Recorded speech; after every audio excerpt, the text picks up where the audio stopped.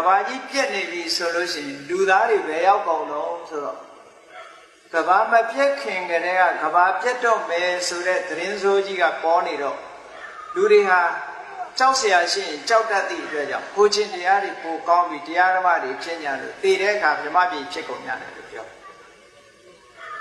မေတ္တာဘာဝနာပွားပြီးတည်တဲ့အခါဘယ်ရောက်တော့ဆိုအာဘတ္တရမြမပြည်ကိုရောက်သွားကြတယ်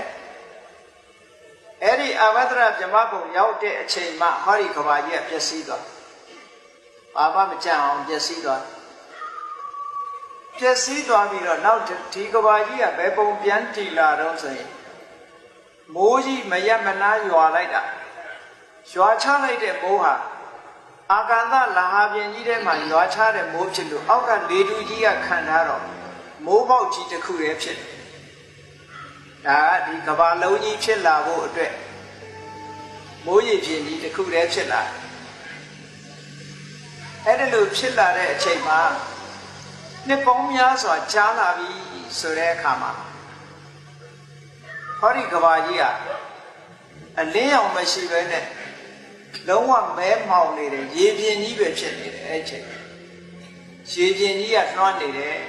ကုန်းဆိုတာတခုမှမပေါ်သေးဘူးအဲ့ဒီချိန်မှာရေပြင်ကြီးကနှွမ်းပြီးတော့မှောင်တိဖြစ်နေတဲ့အချိန်အဲ့ဒီချိန်မှာလူသားတွေစားပေါ်လာလူသားတွေပဲပေါ်စားပေါ်တော့ဆိုရင်ဘယ်ကလာတော့ဆိုလို့ရှိရင်ခုနအဘတ္တရဘုံရောက်သွားတဲ့ဖြမာတွေတဲကနေပြီးတော့သက်တမ်းစိတ်တဲ့ဖြမာတွေကစွတ်တည်စိတ်ကြပြီးတော့ဟောဒီလူဘုံလူဌာနဖြစ်လာမဲ့အာကာသလေဟာပြင်ကြီးထဲမှာရေပြင်ကြီးဖြစ်နေတဲ့မောင်မဲနေတဲ့နေရာတစ်ခုပေါ်မှာကောင်းကင်မှာလာပြီးတော့တတ္တဝါလာဖြစ်ကြတယ်အဲ့ဒီပုဂ္ဂိုလ်တွေကမြမာတွေလိုပဲသူတို့မှာသူတို့ရဲ့ခန္ဓာကိုယ်ကစိတ်ဓာတ်ကဖန်ဆင်းထားတဲ့ခန္ဓာကိုယ်မနှောမယတယံပပကိုယ်ရောင်ကိုယ်ဝါတွေနဲ့ခန္ဓာကိုယ်ကထွက်တဲ့ကိုယ်ရောင်ကိုယ်ဝါတွေနဲ့အစားအစာကလည်းပိဋိဘက္ခသူတို့စိတ်ထဲမှာအမြဲတမ်းပြောနေတော့ပိဋိပဲစားနေကြတယ်ပိဋိတာနဲ့အစာဆိုတာတခြားအစာမရှိဘူးလို့ပြောတာနော်ကျင့်နဲ့နှစ်ပျော်ရွှင်ပြီးတော့ဒီလိုနေကြတယ်အန္တလိခဆိုတာသူတို့နေတဲ့နေရာအောက်ကရေပြင်ကြီးနဲ့ကောင်းကင်ဒါပဲရှိတယ်အဲ့ဒါကြောင့်မလို့သူတို့နေတဲ့နေရာကကောင်းကင်ကျွန်းမှာပဲနေကြတယ်ဒါပထမဆုံးလူသားတွေပထမဆုံးလူသားတွေဟာမနောမယစိတ်ကနေဝေးဖွာလာတဲ့ရုပ်ခန္ဓာအမတန်နုညံ့သိမ်မွေးတဲ့ရုပ်ခန္ဓာတယံပပကိုယ်ရောင်ကိုယ်ဝါတွေနဲ့ကိုယ်ပိုင်အလင်းရောင်တွေနဲ့နေကြတယ်ပိဋိဘက္ခပိဋိဆိုတဲ့အစာကိုစားတယ်အန္တလိခဆိုတာခေါင်းငင်ပုံမှာသွားလာနေကြတယ်နှစ်ပေါင်းဘလောက်ကြာလဲဆိုတော့မပြောနိုင်တော့အောင်နှစ်ပေါင်းများစွာဒါကဘာဥကလူသားတွေရဲ့အဆင့်တန်းဟာကြည့်နော်ကောင်းငင်သွားတယ်ပိဋိကိုသာစားတယ်ကိုယ်ရောင်ကိုယ်ဝါတွေနဲ့နေကြတယ်ဟောအဲ့ဒီအဆင့်တန်းပထမဆုံးလူသားဒါပြမမဟုတ်ဘူးသူတို့ကလူသားတွေ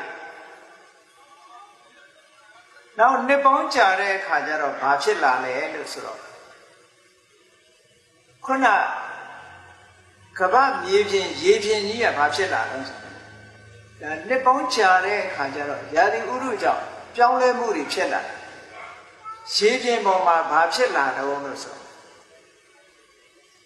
နွားနုကိုကြိုထားပြီးတော့အေးခံလိုက်တဲ့အခါမှာအပေါ်မှာမလိုင်လေးတွေတက်လာတာရှိတယ်ပေါ့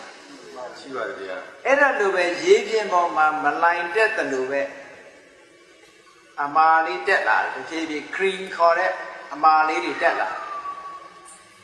အဲ့ဒါလိုရေပြင်ပေါ်မှာအပေါ်ယံကြောလေးတင်းလာအပေါ်ယံကြောလေးတင်းလာတဲ့အခါကျတော့ကောင်းကင်မှာလှည့်လည်သွားလာနေတဲ့လူသားမျိုးတွေကဘာဥလူသားတယောက်ကကိုဘွားတော့ကလည်းသူက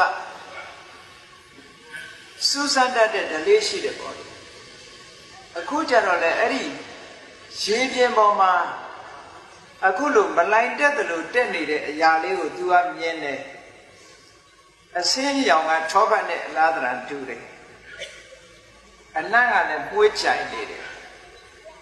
အဲ့တော့သူကအစင်းလေးကလည်းလှတယ်အနံ့လေးကလည်းကောင်းတယ်အရသာဘယ်လိုရှိမလဲလို့လက်ကလေးနဲ့တို့ပြီးတော့ရက်ကြည့်တယ်ရက်ကြည့်တဲ့အခါကျတော့အရသာကလည်းပြားရည်ရသာလို့အမတန်ချိုးတယ်ချိုးတော့သူရက်ကြည့်လိုက်တဲ့အခါရှားဝတင်လိုက်တဲ့အခါမှာအရသာတစ်မျိုးသူခံစားရတယ်ပေါ့အရင်တော့ကတော့ပီတိနဲ့နေတာလေအစာမစားဘူးဒါပထမဆုံးအတွေ့အကြုံတစ်ခုပဲပထမဆုံးအတွေ့အကြုံတစ်ခုအဲ့ဒါလေးကိုရက်ကြည့်လိုက်တဲ့အခါဒီကုလုံးစိတ်သွားပြီးတော့အရသာတစ်မျိုးခံစားရတော့သူကြိုက်သွားတယ်ဘာဖြစ်တာတော့ဆိုစားကျင်တဲ့တဏှာအာသာတွေဝင်လာတယ်တဏှာထပ်ပေါ်လာတယ်လို့ပြောတာဒါဒီချိန်မှာအစာစားလို့တဲ့တဏှာဓာကထပ်ပြီးဝင်လာတယ်အဲ့တော့သူ့ကိုနမူနာယူပြီးကြံတဲ့လူတွေကလည်းဟေ့တကယ်ချင်းဘာလုပ်တာတော့ဒီမဲ့ဒါလေးမြေးချီစံကောင်းတယ်မင်းရက်ချီစံပေါ်လူကလာလက်ချောင်းလေးနဲ့တို့ရက်ချီဒီလူကလာလက်ချောင်းလေးနဲ့တို့ရက်ချီနေရက်ကြည့်ရင်ကနေပြီးတော့အရသာရှိမှန်းသိလာတဲ့အခါကျတော့လက်နဲ့ကောပြီးတော့စားကြတဲ့အဆင့်ရောက်လာကြတယ်တယောက်ပြီးတယောက်တယောက်ပြီးတယောက်လူဆိုတာတယောက်လို့ရင်လိုက်လုံးတတ်တဲ့အကျင့်ရှိတယ်လေအဲ့ဒါစားလိုက်ကြတာဘာဖြစ်သွားတော့ဆိုပီတိရင်စားနေတော့ကခန္ဓာကိုယ်ကအယောင်တွေထွက်တယ်တဲ့အဲ့ဒီရတပထဝီလို့ခေါ်တဲ့ရေပေါ်စီလေးကိုစားလိုက်တဲ့အခါကျတော့ဘာဖြစ်လာတော့ဆိုခန္ဓာကိုယ်ကအယောင်တွေပျောက်ကုန်ဘာဖြစ်လို့အစာစားတဲ့အခါကျတော့ခုနမနောမယဆိုတဲ့စိတ်နဲ့ဖန်တီးထားတဲ့ရုပ်ကိုယ်ကြီးကကျန်းလာတဲ့အခါကျတော့အယောင်တစ်ဖြည်းဖြည်းမှိန်သွားတယ်လို့ဒီလိုဆိုနော်ကဲလူသားတွေဟာကြည့်ငကိုယ်တော့ကိုရောင်ကိုဝါတောက်ပနေတဲ့လူသားတွေဟာအယောင်ပျောက်သွားတယ်ဘာကြောင့်အယောင်ပျောက်အစာစားခြင်းနဲ့တဏှာကြောင့်ပျောက်တာတဲ့ကဲဟုတ်ကဲ့လားဟုတ်ပါဗျာတဏှာဆိုတဲ့ဒီသဘာဝတရားဝင်လာတာဟာလူခန္ဓာကိုယ်ကကိုယ်ရောင်ကိုယ်ဝါတောင်ပျောက်သွားစေနိုင်တယ်အဲ့ဒီတော့ပျောက်သွားရောပျောက်သွားပြီးတော့အဲ့ဒီရတပထဝီဆိုတဲ့မြေစီကိုစားပြီးတော့လူတွေဟာနှစ်ပေါင်းအကြာကြီးဒီတိုင်းဆက်ပြီးတော့သွားနေကြတယ်အဲ့တော့ကိုရောင်ကိုဝါဒီပျောက်သွားတဲ့အခါဘာဖြစ်လဲမှောင်ကြီးကျသွားအမှောင်ကြီးကျသွားတော့သူတို့လန့်သွားဟောကြောက်ကြအဲ့ဒီအချိန်မှာကဘာကြီးကပြန်ပြီးတော့တီထွန်းလာတယ်အံ့ဩစရာကောင်းတဲ့အလင်းအောင်ရှိတဲ့နေကြီးတစ်ခုပေါ်လာတယ်ပေါ့သူတို့ရဲ့ကံကြမ္မာကြောင့်အရှိက